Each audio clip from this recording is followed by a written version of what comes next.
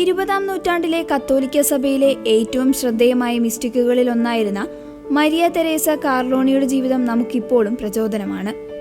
Communist ഭരണകൂടങ്ങൾക്ക് കീഴിൽ പീഡിപ്പിക്കപ്പെട്ട, നിശബ്ദമാക്കപ്പെട്ട സഭയുടെ ശബ്ദമെന്നാണ് Maria Teresa കാർലോണി അറിയപ്പെടുന്നത്. ഒരേ സമയം 2 സ്ഥലങ്ങളിൽ പ്രത്യക്ഷപ്പെടാനുള്ള വരം, ശരീരത്തിൽ ക്രിസ്തുവിന്റെ 5 തിരുമുറിവുകൾ എന്നിവയാൽ അനുഗ്രഹീതയായിരുന്നു ഈ ഇറ്റാലിയൻ വനിത. 1919 ഇറ്റലിയിലെ ഒരു സമ്പന്ന കുടുംബത്തിൽ ജനിച്ച മരിയ 4-ാം വയസ്സിൽ അനാഥയായി.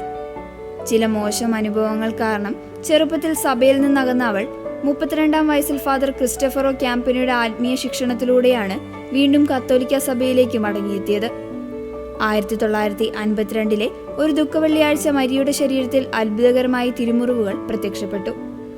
മറ്റുള്ളവരുടെ പാപപരിഹാരത്തിനായി ശാരീരികവും മാനസികവുമായ പീഡകൾ സ്വയം ഏറ്റുവാങ്ങുന്ന വിക്ടിം സോളായി മരിയ തെരേസ കാർലോണി മാറി.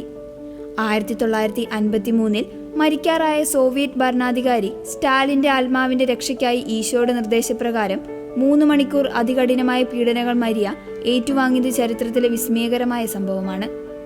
ബൈലൊക്കേഷൻ വരത്തിലൂടെ ലോകത്തിന്റെ വിവിധ ഭാഗങ്ങളിൽ പീഡിപ്പിക്കപ്പെടുന്ന മെത്രാന്മാരെയും വൈദികരെയും സന്ദർശിക്കാൻ മരിയയ്ക്ക് കഴിഞ്ഞിരുന്നു.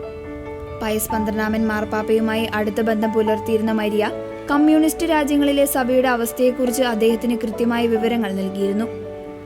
1981 ജോൺ പോൾ 2-ാമൻ മാർപ്പാപ്പയ്ക്ക് വെടിയേറ്റപ്പോൾ ആശുപത്രിയിൽ അദ്ദേഹത്തിനരികിൽ മരിയ തന്റെ ബൈലൊക്കേഷൻ വരത്തിലൂടെ 5 മണിക്കൂറോളം ചെലവഴിച്ചതായി രേഖപ്പെടുത്തിയിട്ടുണ്ട്. 1967 വിശുദ്ധനാട് സന്ദർശിച്ചപ്പോൾ ഒരു ഇടയന്റെ രൂപത്തിൽ ഈശോ തനിക്ക് 3 തവണ പ്രത്യക്ഷപ്പെട്ടതായി മരിയ തന്റെ ഡയറിയിൽ വിവരിക്കുന്നുണ്ട്. ഗത്സമനി തോട്ടത്തിൽ വെച്ച് ഈശോ പ്രാർത്ഥിച്ച യഥാർത്ഥ സ്ഥലം മരിയയ്ക്ക് കാണിച്ചു കൊടുക്കുകയും താൻ എപ്പോഴും കൂടെയുണ്ടാകുമെന്ന് വാഗ്ദാനം ചെയ്യുകയും ചെയ്തു. നീണ്ട കാലത്തെ രോഗപീഠകൾക്കും ആത്മീയ സഹനങ്ങൾക്കും ശേഷം 1983 ജനുവരി 17 മരിയ നിത്യസമ്മാനത്തിനായി വിളിക്കപ്പെട്ടത്. എനിക്ക് ജീവിതം ക്രിസ്തുവും മരണം നേട്ടവുമാണെന്ന വചനമാണ് അവളുടെ കല്ലറയിൽ ആലേഖനം ചെയ്തിരിക്കുന്നത്. തന്റെ ജീവിതരേഖകളെല്ലാം പോളണ്ടിലെ ക്രിസ്റ്റോചോവ മരിയൻ തീർത്ഥാടന കേന്ദ്രത്തിന് മരിയ തെരേസ കാർലോണി സമർപ്പിച്ചു.